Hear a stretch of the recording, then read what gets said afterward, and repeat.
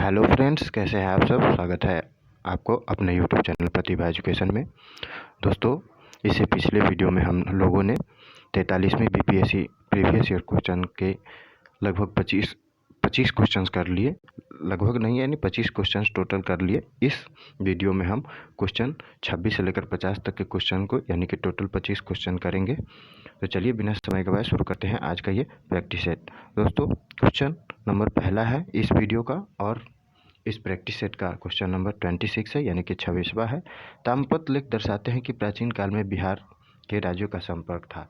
तो ये ताम्रपत्र पर लिखा हुआ है, यानी ये ताम्रपत्र लेख दर्शाते हैं कि बिहार का राज्य जो है प्राचीन काल में जावा सुमात्रा से था, जो सुवर्ण द्वीप में स्थित है। सुवर्ण द्वीप में स्थित है। गुप्त काल के अंतिम दौर में रोमन साम्राज्य से व्यापार पतन के बाद बिहार समेत पूरे भारतीय क्षेत्र का व्यापार दक्षिण पूर्व एशिया से बढ़ा, जिसमें सुवर्ण द्वीप में स्थित जावा सुमात्रा का विशेष स्थान है। ठीक है मित्रों, तो ताम्रपत्र लेख दर्शाते हैं कि प्राचीन काल में बिहार के राज्यों का संपर्क जावा सुमात्रा से था। नेक्स्ट क्वेश्चन है क्वेश्चन नंबर 27। क्वेश्चन नंबर 27 कह रहा है कि नालंदा विश्वविद्यालय की स्थापना का युग है। तो नालंदा विश्वविद्यालय की स्थापना का युग गुप्त युग है। गुप्त युग है। वेनसांग जो है, जो कि 630 ईस्वी से लेकर 644 ईस्वी तक भारत में रहे, ये चीनी यात्री है, चीनी बौद्ध यात्री है। तो ये नालंदा विश्वविद्यालय का संस्थापक इनके अनुसार शंकरादित्य ने किया था, और इसकी पहचान कुमारगुप्त प्रथम, जो कि 415 से लेकर 455 ईस्वी तक शासन किए, इनसे की गई है। हर्ष काल तक इस विश्वविद्यालय ने जो है अंतर्राष्ट्रीय ख्याति प्राप्त कर ली थी, और हर्ष ने नालंदा में एक ताम्र विहार बनवाया था। ठीक है मित्रों, हर्ष ने एक नालंदा में ताम्र विहार भी बनवाया था। नेक्स्ट क्वेश्चन है क्वेश्चन नंबर 28। क्वेश्चन नंबर 28 कह रहा है कि खजुराहो मंदिर स्थापत्य निर्माण में सहयोगी थे। यानी खजुराहो का जो मंदिर है उसके स्थापत्य निर्माण में इसमें से कौन सहयोगी थे। तो इसमें से सहयोगी थे चंदेल। इसका आंसर ए होगा। खजुराहो के मंदिर चंदेलों द्वारा बनवाए गए।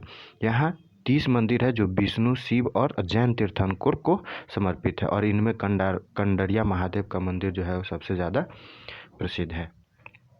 नेक्स्ट क्वेश्चन है क्वेश्चन नंबर 29। क्वेश्चन नंबर 29 कह रहा है कि विक्रमशिला शिक्षा केंद्र के संस्थापक का नाम क्या है।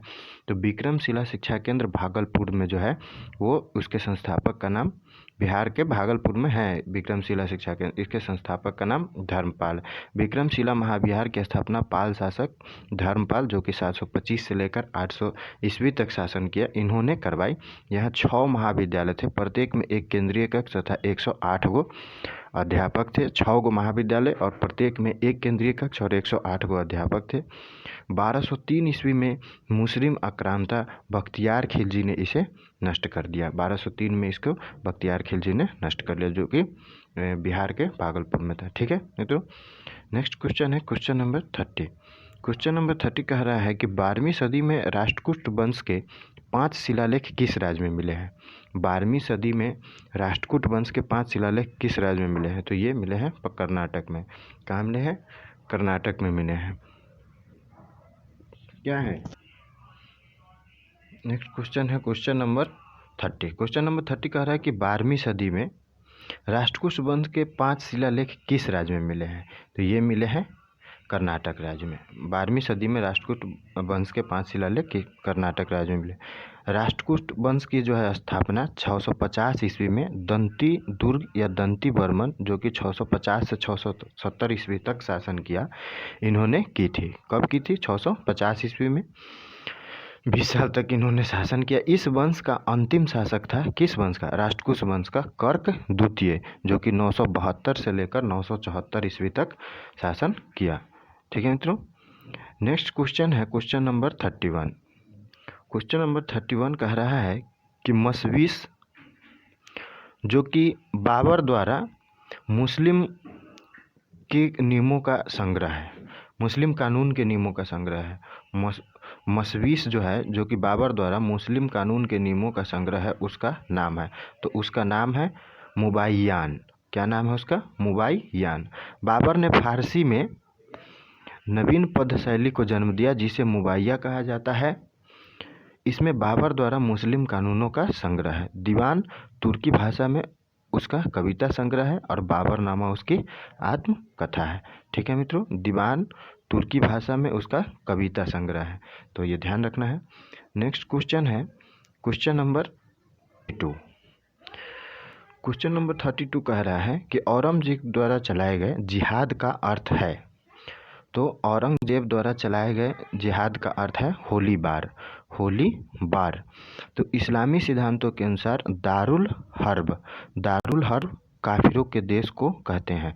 काफिरों के देश को दारुल हर्ब कहते हैं तथा इस्लामी राज्य को दारुल इस्लाम कहा जाता है। जिहाद का अर्थ होता है होली बार, काफिरों को मुसलमान बनाने के लिए छेड़ा जाने वाला धर्म युद्ध। ठीक है, जिहाद का अर्थ है काफिरों को मुसलमान बनाने के लिए छेड़ा जाने वाला धर्म युद्ध। और जजिया का अर्थ है गैर मुसलमान यानी कि काफिरों से उनकी प्राण रक्षा के नाम पर लिया जाने वाला टैक्स। जजिया का अर्थ है कि गैर मुसलमान, जैसे कि औरंगजेब के काल में जजिया कर लिया जाता था, वो हिंदुओं से लिया जाता था। तो जजिया कर जो है गैर मुसलमानों से यानी कि काफिरों से प्राण रक्षा के नाम पर लिया जाने वाला टैक्स था। और जिहाद जो है, जिहाद का अर्थ होता है होली बार यानी कि काफिरों को यानी कि जो मुसलमान नहीं है उसको मुसलमान बनाने के लिए छेड़ा जाने वाला धर्म युद्ध। ठीक है मित्रों, नेक्स्ट क्वेश्चन है क्वेश्चन नंबर 33। क्वेश्चन नंबर 33 कह रहा है कि रानी पद्मिनी का नाम अलाउद्दीन की चित्तौड़ विजय से जोड़ा जाता है। उनके पति का नाम है, तो उनके पति का नाम है राणा रतन सिंह। इसका आंसर डी होगा। रानी पद्मिनी का नाम अलाउद्दीन की चित्तौड़ विजय से जोड़ा जाता है। उनकी पति का नाम है राणा रतन सिंह। रानी पद्मिनी चित्तौड़ के राजा राणा रतन सिंह की पत्नी थी। कौन? रानी पद्मिनी। पद्मिनी की कहानी का प्रथम विवरण जायसी की रचना पद्मावत, जो कि 1540 ईस्वी में लिखा गया है, इसमें मिलती है। किसका विवरण? पद्मिनी की कहानी का प्रथम विवरण मिलती है। और रानी पद्मिनी जो थी वो राणा रतन सिंह की पत्नी थी। ठीक है मित्रों, नेक्स्ट क्वेश्चन है क्वेश्चन नंबर 34।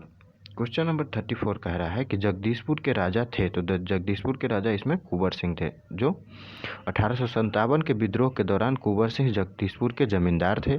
उन्होंने जुलाई 1857 में अंग्रेजी शासन के विरुद्ध विद्रोह किया। उनकी मृत्यु अप्रैल 1858 में हुई। किनकी मृत्यु? कुंवर सिंह की, वीर कुंवर सिंह की मृत्यु। ये जगदीशपुर के राजा थे। नेक्स्ट क्वेश्चन है क्वेश्चन नंबर 35। क्वेश्चन नंबर 35 कह रहा है कि 1857 के विद्रोह का बिहार में 15 जुलाई 1857 से 20 जनवरी 1858 तक केंद्र था। बिहार में 1857 के विद्रोह का 15 जुलाई 1857 से लेकर 20 जनवरी 1858 तक केंद्र कहाँ था? तो ये था जगदीशपुर में। 1857 के विद्रोह का बिहार में प्रमुख केंद्र जगदीशपुर यानी कि आरा रहा। और कुंवर सिंह के नेतृत्व में विद्रोह जुलाई 1857 से अप्रैल 1858 तक चलता रहा। ठीक है मित्रों, नेक्स्ट क्वेश्चन है क्वेश्चन नंबर 36। क्वेश्चन नंबर 36 कह रहा है कि 6 अगस्त 1942 को जिन नेताओं को हजारीबाग से गिरफ्तार किया गया वो कौन थे? तो वो कौन थे? शिव कुमार और रामानंद। 6 अगस्त 1942 को जिन 2 नेताओं को गिरफ्तार किया गया वे थे शिव कुमार और रामानंद। ठीक है मित्रों, नेक्स्ट क्वेश्चन है क्वेश्चन नंबर 37। क्वेश्चन नंबर 37 कह रहा है कि श्री जगत नारायण लाल की पत्नी का नाम था। तो श्री जगत नारायण लाल की पत्नी का नाम था श्रीमती राम प्यारी। भारत छोड़ो आंदोलन के दौरान राजेंद्र प्रसाद की बहन भगवती देवी की अध्यक्षता में पटना में एक सभा आयोजन किया गया, जिसमें जगत नारायण लाल की पत्नी राम प्यारी देवी ने भी भाग लिया। तो भारत छोड़ो आंदोलन के दौरान राजेंद्र प्रसाद की बहन का नाम था भगवती देवी। उनकी अध्यक्षता में पटना में एक सभा का आयोजन किया गया था। उसमें जगत नारायण लाल की पत्नी रामप्यारी देवी ने भी भाग लिया। ठीक है मित्रों, नेक्स्ट क्वेश्चन है क्वेश्चन नंबर 38। क्वेश्चन नंबर 38 कह रहा है कि डॉक्टर राजेंद्र प्रसाद को 9 अगस्त 1942 को गिरफ्तार करके किस जेल में भेजा गया? तो उनको भेजा गया बांकीपुर जेल में। डॉक्टर राजेंद्र प्रसाद को 9 अगस्त 1942 को गिरफ्तार करके बांकीपुर जेल में भेजा गया। इसका आंसर डी होगा। 9 अगस्त 1942 को कांग्रेस के सभी महत्वपूर्ण नेता गिरफ्तार कर लिए गए तथा कांग्रेस को अवैध घोषित कर दिया गया। इस दिन राजेंद्र प्रसाद को गिरफ्तार कर बांकीपुर जेल में रखा गया। और गांधी जी को कहाँ रखा गया?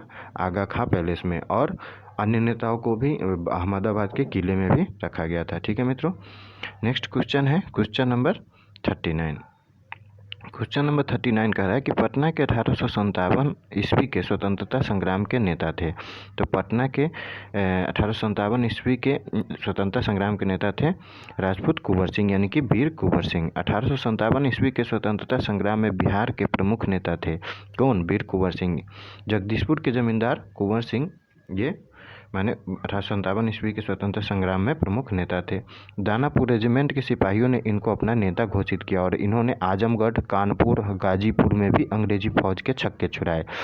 1858 के अप्रैल में जगदीशपुर में इनकी मृत्यु हो गई। ठीक है मित्रों, नेक्स्ट क्वेश्चन है क्वेश्चन नंबर 40। क्वेश्चन नंबर 40 कह रहा है कि जयप्रकाश दिवस मनाया गया। तो जयप्रकाश दिवस मनाया गया फरवरी 1946 में। जयप्रकाश दिवस कब मनाया गया? फरवरी 1946 में। तो फरवरी 1946 में बांकीपुर, पटना में श्री कृष्ण सिंह तथा जगत नारायण ने जयप्रकाश दिवस मनाया। ठीक है मित्रों, फरवरी 1946 को बांकीपुर, पटना में श्री कृष्ण सिंह तथा जगत नारायण ने जयप्रकाश दिवस मनाया। नेक्स्ट क्वेश्चन है क्वेश्चन नंबर 41। क्वेश्चन नंबर 41 कह रहा है कि सही कथन चुने। तो इसमें सही कथन है आर्यभट्ट ये एक गणितीय ग्रंथ है। आर्यभट्ट का एक गणितीय रचना है और जिसमें अंकगणित, ज्यामिति, बीजगणित तथा त्रिकोणमिति के सिद्धांत दिए गए हैं। लीलावती ये भास्कराचार्य 12वीं सदी की रचना है और सिद्धांत शिरोमणि का एक भाग है। पंच सिद्धांतिका वराहमिहिर की 6ठी सदी की रचना है। तो इसके ऑप्शन भी इसमें समझ गए। इसके साथ साथ नेक्स्ट क्वेश्चन है क्वेश्चन नंबर 42। क्वेश्चन नंबर 42 कह रहा है कि रामेश्वरम किस राज्य का हिस्सा है? तो ये तमिलनाडु का हिस्सा है। इसका आंसर सी होगा। तमिलनाडु की राजधानी चेन्नई है। रामेश्वरम तमिलनाडु राज्य में अवस्थित है। हिंदुओं का प्रमुख तीर्थ स्थल है कौन? रामेश्वरम। मन्नार की खाड़ी के ये नज़दीक में ही अवस्थित है। नेक्स्ट क्वेश्चन है क्वेश्चन नंबर 43। क्वेश्चन नंबर 43 कह रहा है कि भारत में सिलिकन घाटी का नाम किसे दिया जाता है? तो ये बेंगलोर को दिया जाता है, यानी कि इसका आंसर सी होगा। कर्नाटक की राजधानी बेंगलोर है और कंप्यूटर में उपयोग होने वाले सॉफ्टवेयर के निर्माण में प्रयुक्त सिलिकन चिप्स के कारण बेंगलोर को सिलिकन घाटी कहते हैं और इसे इलेक्ट्रॉनिक उद्योग की राजधानी भी कहते हैं। ठीक है मित्रों, नेक्स्ट क्वेश्चन है क्वेश्चन नंबर 44। क्वेश्चन नंबर 44 कह रहा है कि कोयला उत्पादन में राज्यभर घटता क्रम है। तो कोयला उत्पादन में राज्यभर उस समय के अनुसार है क्वेश्चन बिहार, मध्य प्रदेश और पश्चिम बंगाल। और अभी की बात करें तो अभी झारखंड, छत्तीसगढ़ और पश्चिम बंगाल होगा। तो बिहार से झारखंड अलग हो जाने के कारण अब झारखंड राज्य में कोयला चला गया, इसलिए क्रम झारखंड, छत्तीसगढ़ और पश्चिम बंगाल है। ठीक है मित्रों, तो इसका आंसर ए होगा। तो पहले जब झारखंड अलग नहीं हुआ था और मध्य प्रदेश से छत्तीसगढ़ अलग नहीं हुआ था, तब तक बिहार कोयला उत्पादन में राज्यभर घटता क्रम था बिहार, मध्य प्रदेश और पश्चिम बंगाल। लेकिन जब ये दोनों अलग हो गए तब हो गया बिहार से अलग हुआ जो झारखंड वो पहले स्थान पर, मध्य प्रदेश से अलग हुआ छत्तीसगढ़ वो दूसरे स्थान पर और पश्चिम बंगाल तीसरे स्थान पर। नेक्स्ट क्वेश्चन है क्वेश्चन नंबर 45। क्वेश्चन नंबर 45 कह रहा है कि राष्ट्रीय पर्यावरण शोध संस्थान कहाँ स्थित है? तो ये नागपुर में है। राष्ट्रीय पर्यावरण शोध संस्थान कहाँ स्थित है? तो ये नागपुर में। राष्ट्रीय पर्यावरण शोध संस्थान नागपुर, महाराष्ट्र में स्थित है। नेक्स्ट क्वेश्चन है क्वेश्चन नंबर 46। क्वेश्चन नंबर 46 कह रहा है कि पश्चिम की ओर प्रवाहित होने वाली नदियाँ इसमें से कौन है? तो नर्मदा, ताप्ती ये पश्चिम की ओर प्रवाहित होने वाली नदियाँ हैं। इसका आंसर ए होगा। नर्मदा व ताप्ती पश्चिम की ओर बहने वाली नदी है जो अरब सागर में गिरती है। नर्मदा अमरकंटक मध्य प्रदेश से निकलती है और ताप्ती मध्य प्रदेश के बैतूल जिले से निकलती है। तो इसमें पश्चिम की ओर प्रवाहित होने वाली नदी नर्मदा और ताप्ती है। इसका आंसर 1 और 2 होगा। नेक्स्ट क्वेश्चन है क्वेश्चन नंबर 47। क्वेश्चन नंबर 47 कह रहा है कि भारत अपनी आवश्यकता से अधिक उत्पादन करता है। तो भारत अपनी आवश्यकता से अधिक उत्पादन करता है चाय। भारत में चाय विशिष्ट रोपण फसल है और इसके लिए तापमान 20 से 30 डिग्री सेल्सियस तथा वार्षिक वर्षा 150 से 200 सेंटीमीटर उपयुक्त मानी जाती है। और चाय जो है श्रम प्रधान फसल है। चाय के प्रमुख उत्पादक राज्य असम, वेस्ट बंगाल, तमिलनाडु, केरल है और भारत संसार में चाय का सबसे बड़ा उत्पादक और निर्यातक देश भी है। लेकिन अभी चीन है, अभी दूसरे नंबर पर भारत है। तो नेक्स्ट क्वेश्चन है क्वेश्चन नंबर 48। क्वेश्चन नंबर 48 कह रहा है कि भारत में जनसंख्या घनत्व की दृष्टि से बिहार का क्रम कौन है। तो उस समय के अनुसार दूसरा है, तो इसका आंसर ए होगा। जनगणना 2001 के अनुसार बिहार का स्थान दूसरा था और 2011 के अनुसार अब प्रथम है।